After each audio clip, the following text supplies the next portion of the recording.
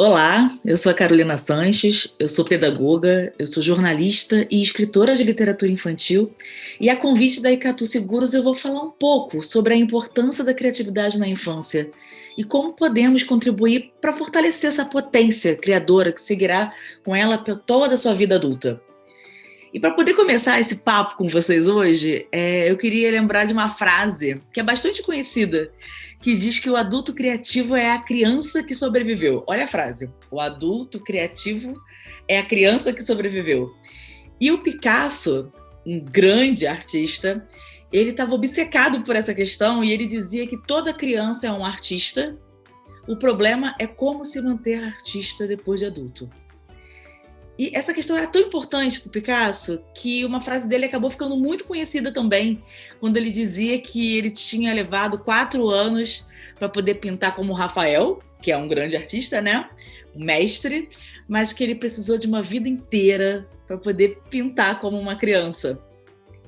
Então, a gente precisa falar sobre essa potência criativa que se dá desde a mais tenra idade desses pequenos, das crianças, tá?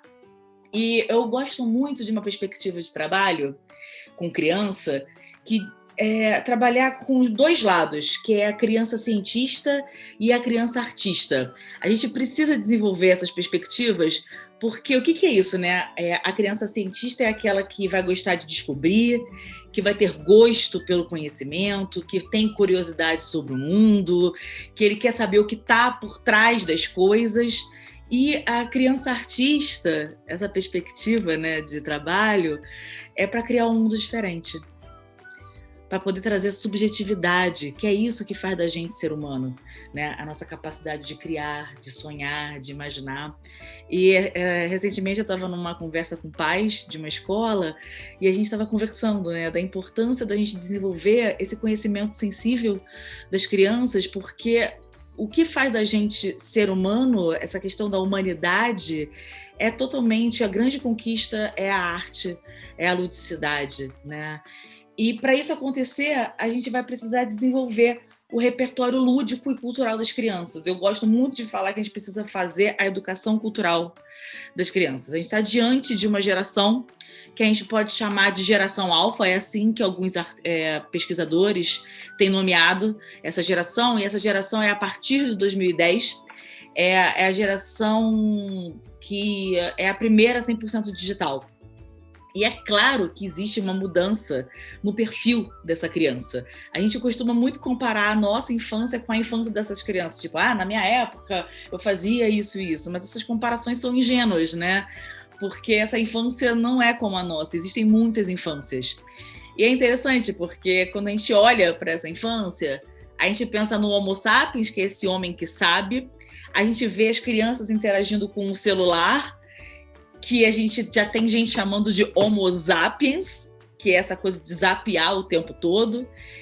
Só que a gente não pode esquecer que nós somos homo ludens, ou seja, nós somos homens que brincam. A gente precisa jogar. É da nossa natureza humana. A gente precisa brincar, a gente precisa jogar, e é assim que a gente tem essa interface com o mundo. E eu vou explicar um pouco hoje como é que se dá essa aprendizagem dessa criança da geração alfa, para a gente poder pensar estratégias para estimular a criatividade delas. Até porque a criatividade, várias pessoas ficam apontando a criatividade como uma das habilidades mais importantes do novo tempo. Se a gente pensar, então, em um mundo pós-pandêmico, a criatividade é ainda mais importante. Então, para a gente poder entender um pouco o perfil dos filhos de vocês, das crianças que estão habitando o mundo hoje, eu queria falar um pouco sobre como é que se dá o pensamento. Eu não sei se vocês sabem qual é o jogo digital mais vendido de todos os tempos, mas eu acho que vocês vão se surpreender. O jogo mais vendido de todos os tempos é o Tetris. Você lembra daquele jogo Tetris? Que as pecinhas iam caindo, né? Ou enfileirados, ou um a um, ou assim. E a gente tinha que ficar enfileirando para as linhas serem eliminadas. Caía de cima para baixo, e a gente ia fazendo, e as pecinhas iam caindo mais rápido. E conforme as pecinhas iam caindo mais rápido, a nossa questão era ainda mais frenética, que a gente precisava eliminar as linhas. E não tinha nem como alguém ajudar a gente. né? Porque quando alguém falava, bota ali no canto direito, já era, já acabou, já perdi o jogo, né? Então era um jogo individual, com pecinhas verticais, e quanto melhor eu ficava, mais fera no jogo eu ficava, mais rápido ficava, mas eu não conseguia vencer, né? O sistema do jogo sempre me vencia. Então vamos lá. Tetris, de cima para baixo, pecinhas caindo e eu tendo que dar conta, tá? Agora corta para hoje em dia. Qual é o jogo mais vendido hoje? É o Minecraft. O Minecraft é o jogo mais vendido hoje. Para quem não sabe, é um jogo de colaboração, é de baixo para cima. Os participantes eles constroem universos, barcos, castelos, o que eles quiserem imaginar. Não é um jogo de competição e é um jogo de coletivo também, é um jogo colaborativo. Então a gente está aqui diante de duas gerações, a geração Tetris e a geração Minecraft, que são duas formas de pensar. Eu estou falando aqui de uma quebra de paradigma mesmo. Uma é individual e a outra é colaborativa, e a gente entender isso é muito fundamental, porque a gente precisa refletir se a gente está proporcionando espaço de troca e construção para os nossos filhos. E como é que eles podem trabalhar essa horizontalidade, essa energia participativa e colaborativa nos tempos de hoje. Então, a gente tinha uma lógica Tetris, que caía de cima para baixo e eu tinha que dar conta, e hoje tem uma geração que quer colaborar, que quer participar e quer de baixo para cima, ou seja, todo mundo participa. E para mim, o que a gente pode fazer para potencializar essa energia participativa, criativa e colaborativa das crianças é jogos, brincando, ludicidade. E assim, é fundamental essa ludicidade, mas é porque a atividade lúdica, ela articula o pensar, o sentir e o fazer ao mesmo tempo. Não tem assim, agora isso aqui é para pensar, agora isso aqui é para sentir, agora isso aqui é para fazer. Não tem divisão, é tudo ao mesmo tempo. E aí, tá, mas que jogos? Eu estou falando de todos os jogos mesmo. Jogos de tabuleiro para a família inteira, para os amigos. É importante. Hoje existem muitos jogos contemporâneos de tabuleiro muito interessantes, que eu acho que vale a pena dar uma pesquisada. Mas também o digital. Eu não gosto muito dessa coisa, desse discurso de analógico versus digital, porque é uma batalha inglória. Não é uma coisa ou a outra, é uma coisa com a outra. O problema não é só a tela, a questão é quando fica só na tela. E o mundo dessa criança fica bem pequeno, fica um mundo bem restrito.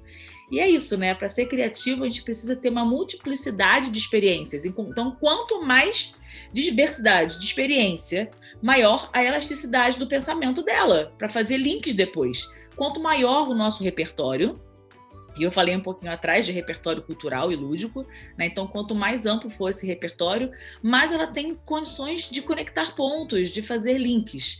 Então, elas assistem desenhos animados, elas assistem séries, youtubers, tudo bem.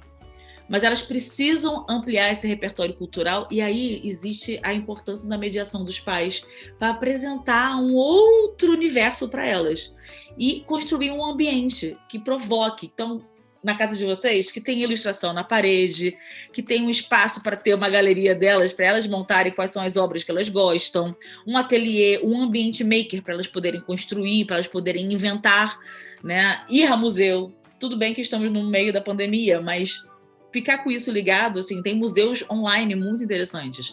Ir a museu, exposição, cinema, viajar, caminhar, desenhar. A gente precisa ter acesso a isso, porque ser um adulto inovador é ter uma formação desde a infância que estimula o lugar da autoria, de inventar, de testar, de experimentar. Ela precisa estar sendo incentivada a ousar.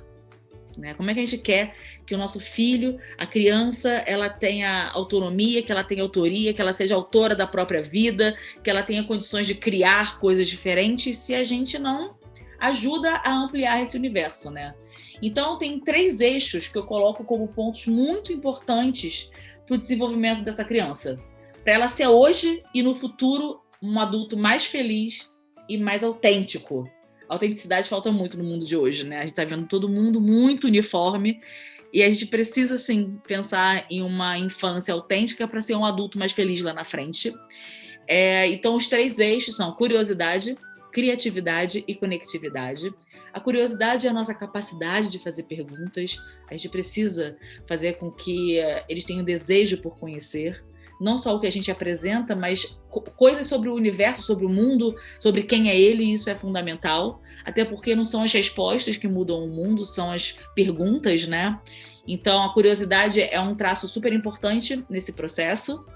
A criatividade, que é o nosso papo de hoje, é a nossa capacidade de resolver problemas, é olhar para uma situação e trazer um olhar diferente sobre as coisas que já estão no mundo, é uma maneira diferente de organizar o que já existe, e isso é muito original, e isso é criatividade. E a conectividade, que eu acho um ponto muito importante, porque inovação e conectividade não é só tecnologia. Isso é muito importante. Inovação não é só tecnologia, conectividade não é só tecnologia, modernidade não é só tecnologia, é uma forma diferente de fazer, pensar e sentir. Então, a conectividade é a nossa capacidade de conectar pontos. Eu saber que isso aqui linka com isso aqui. Eu saber por que as coisas acontecem. É eu entender que o que está acontecendo, por exemplo, aqui no mundo, no meu país, tem repercussões ali. Eu saber que quando eu jogo um lixo na rua, o que isso vai desdobrar? Os desdobramentos são conexões de pontos. Então, a curiosidade, a criatividade e a conectividade, eu acho 3 pontos muito importantes para o desenvolvimento das crianças.